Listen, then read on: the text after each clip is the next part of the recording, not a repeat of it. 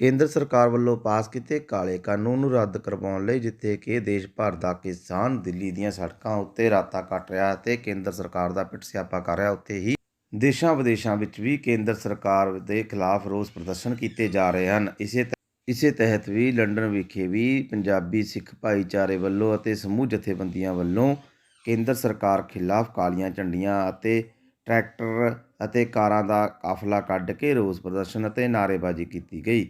ਇਸ ਮੌਕੇ ਸਿੱਖ ਜਥੇਬੰਦੀਆਂ ਵੱਲੋਂ ਕਿਹਾ ਗਿਆ ਕਿ ਕੇਂਦਰ ਸਰਕਾਰ ਕਿਸਾਨਾਂ ਨੂੰ ਖਤਮ ਕਰਕੇ ਕਾਰਪੋਰੇਟ ਘਰਾਣਿਆਂ ਨੂੰ ਖੁਸ਼ਹਾਲ ਕਰਨਾ ਚਾਹੁੰਦੀ ਹੈ। ਇਸ ਮੌਕੇ ਅਮਨਜੋਤ ਰਠੌਰ ਯੂਕੇ ਨੇ ਕਿਹਾ ਕਿ ਕੇਂਦਰ ਸਰਕਾਰ ਕਿਸਾਨਾਂ ਨੂੰ ਖਤਮ ਕਰ ਰਹੀ ਹੈ ਅਤੇ ਕਾਰਪੋਰੇਟ ਘਰਾਣਿਆਂ ਨੂੰ ਖੁਸ਼ਹਾਲ ਕਰਨਾ ਚਾਹੁੰਦੀ ਹੈ, ਪਰ ਜੋ ਕਿ ਨਿੰਦਣਯੋਗ ਹੈ।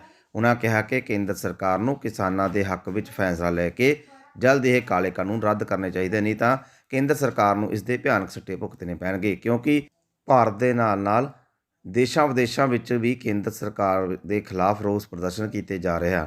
ਉਹਨਾਂ ਕਿਹਾ ਕਿ ਕੇਂਦਰ ਸਰਕਾਰ ਹਮੇਸ਼ਾ ਹੀ ਕਿਸਾਨ ਵਿਰੋਧੀ ਪਾਰਟੀ ਰਹੀ ਹੈ, ਜਿਸ ਨੇ ਕਿਸਾਨਾਂ ਨੂੰ ਖਤਮ ਕਰਨ ਲਈ ਲੋਕ ਮਾਰੂ ਨੀਤੀਆਂ ਲਾਗੂ ਕੀਤੀਆਂ ਹਨ। ਉਹਨਾਂ ਕਿਹਾ ਕਿ ਜੇਕਰ ਕੇਂਦਰ ਸਰਕਾਰ ਨੇ ਜਲਦ ਕੋਈ ਫੈਸਲਾ ਨਾ ਲਿਆ ਤਾਂ ਇਸ ਦੇ ਭਿਆਨਕ ਸਿੱਟੇ ਕੇਂਦਰ ਸਰਕਾਰ ਨੂੰ ਭੁਗਤਣੇ ਪੈਣਗੇ।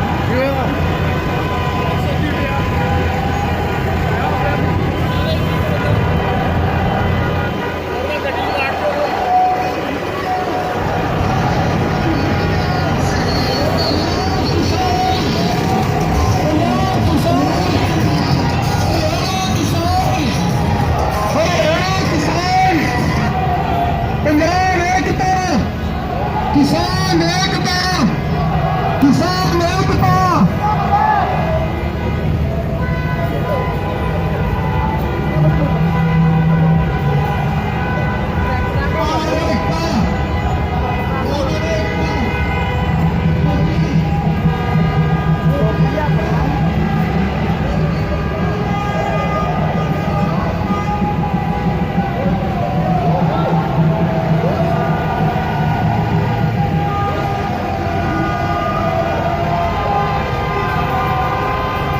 कर दे बंद, डन कर देना।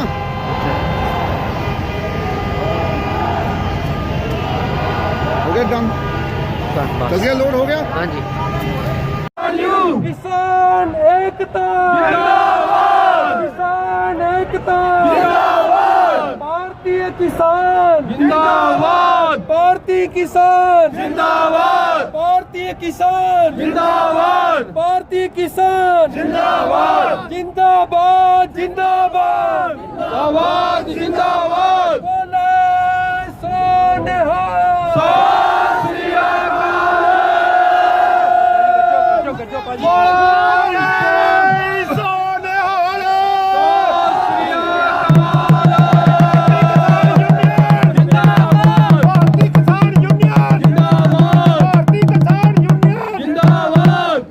नरेंद्र मोदी मुर्दाबाद, नरेंद्र मोदी मुर्दाबाद, नरेंद्र मोदी मुर्दाबाद, नरेंद्र मोदी मुर्दाबाद। इंडियन मीडिया मुर्दाबाद, इंडियन मीडिया मुर्दाबाद, Indian media shame on you, shame on you, Indian media shame on you, Indian media shame on you, Indian prime minister.